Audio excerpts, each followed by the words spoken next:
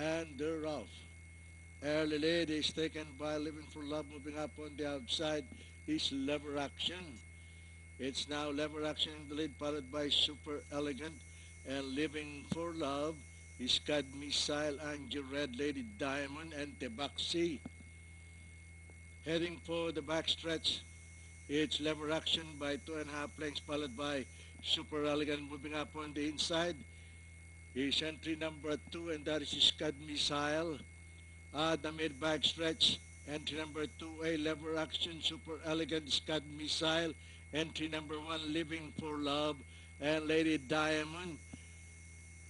And nearing the far turn, it is still Scud Missile and Lever Action. And running in third is Super Elegant. Closing in fourth is Living for Love. And at the far turn is Lever Action by a length and a half, followed by Scud Missile in second. And Super Elegant remains in third, Living for Love closing in fourth. And at the last bend for home, it is still Lever Action entering now by 3.5 lengths, followed by Scud Missile and Super Elegant moving up on the farther outside.